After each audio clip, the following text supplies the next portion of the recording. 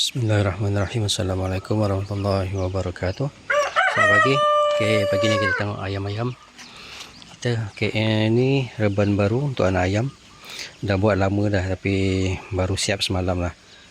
Hasil terbengkalai, macam-macam kerja lain. So semalam baru settlekan benda lah ni.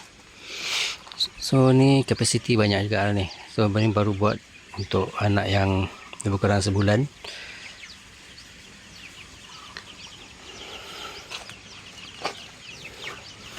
Yang bawah ni pun dah start membesar. Ni ada 8 ekor bawah ni. Yang atas ni kosong, saya kosongkan ready untuk yang 20 ekor insyaAllah. Yang atas tu bersihkan dulu nanti. Ok, jom kita tengok kebun. Kebun dah lama sebenarnya tak kerjakan. Kat sini pokok betik ni yang tinggi dalam 10 kaki tu tumbang lah.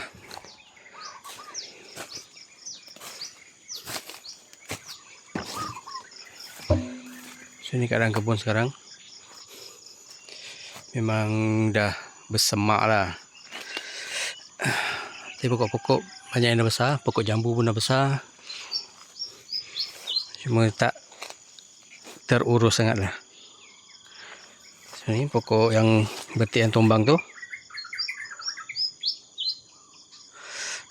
Garaj pula. Tempat rabbit tu saya nak repair balik. Nak rendahkan sikit. Tapi tak tahulah bila. Itu cadangannya lah. Ni pokok durian ada. Ni pokok cincau hijau dah besar dah.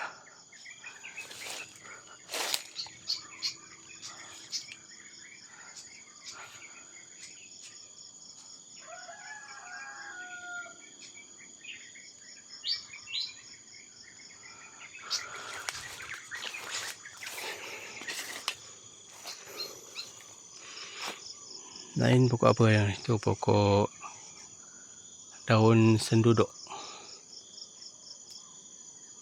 Senduduk pula, gelenggang. Pokok ni tak payah cakap lah. Memang banyak lah. Untuk stok ayam, untuk stok ayam dan stok rabbit lah. Niatnya memang nak uruskan lagi ni, tapi masa lah. Sebab once dah kat sebelah sana untuk uruskan ayam semua, so kebun ni agak tertinggal lah. InsyaAllah masa akan datang. Okay. Ini ayam yang paling tidak produktif lah. Mungkin insyaAllah kena digulai lah, tak lama lagi. Ini pun saya nak kosongkan untuk bagi kepada ayam-ayam lain yang dah nak besar tu. Sini ada 2 ayam. Satu ayam breast dengan ayam Rhode Island ni. Dan itu ada Wyandotte. Tapi dia bertelur. Telur dia kecil dan tak berbenih masalahnya. Tak banyak lah. Saya rasa sekarang lebih baik saya fokus pada Rhode Island lah. Tapi bulu sana memang cantik lah, tidak dinafikan. Dan ni baka dia yang terakhir. Yang ada lah, anaknya ada 1 je. Dah besar juga ni, dalam umur 2 bulan macam tu. 2 bulan lebih macam tu. Yang lain ni menunggu makanan lah ni.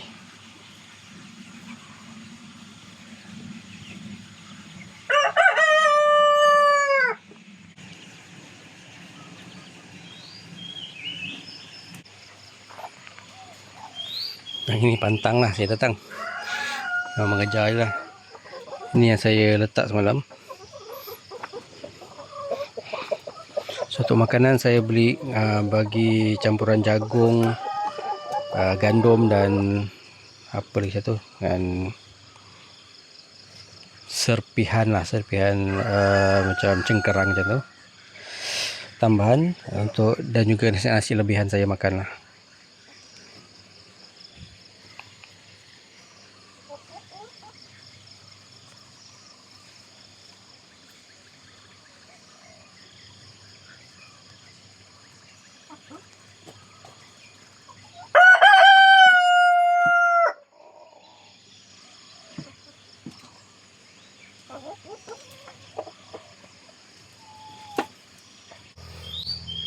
Okay, itu saja video untuk hari ni.